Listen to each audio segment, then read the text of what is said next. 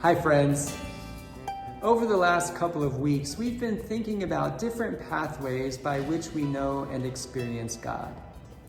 Each one of us is a unique child of God.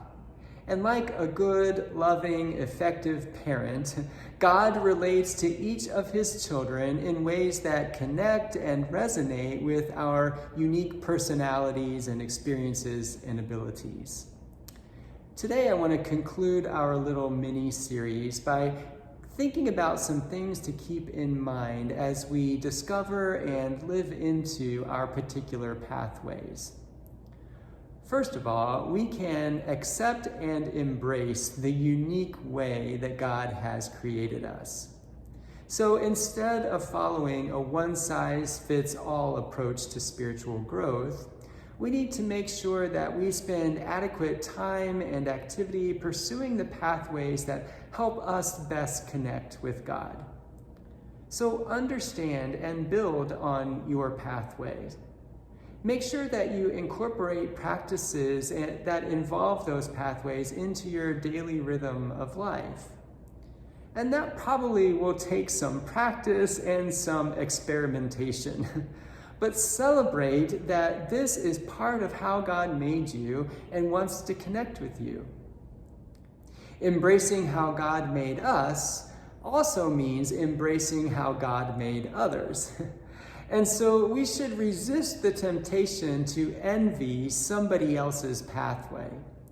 For instance, if you are a contemplative, you may see some high-profile activist that many people admire, and you might wish that you were more like that person. You might begin to doubt the way that you are wired is such a good thing. Ironically, it's when you honor your pathway, when you spend time alone with God in reflection, that you realize that your wiring is the very work of God. And being who God made you to be is an admirable quality in anyone.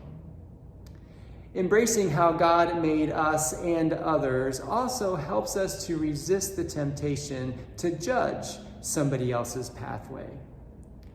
You've heard me say before that we have to be careful not to judge someone else's sin just because it's different from our own.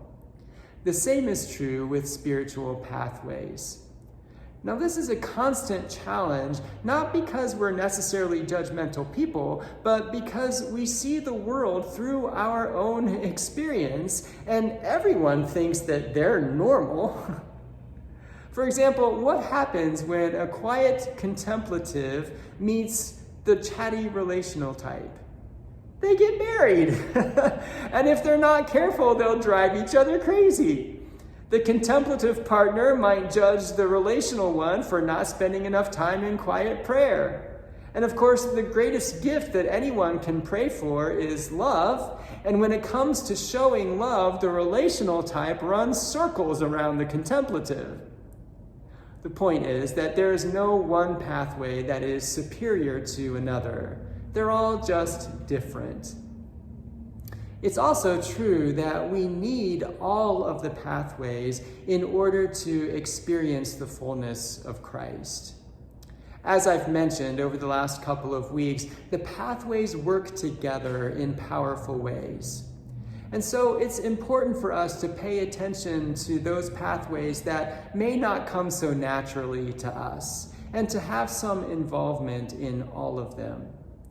No one can ignore the intellectual life or opt out of worship, for example. It's also important to be in community with people whose pathways are different from our own.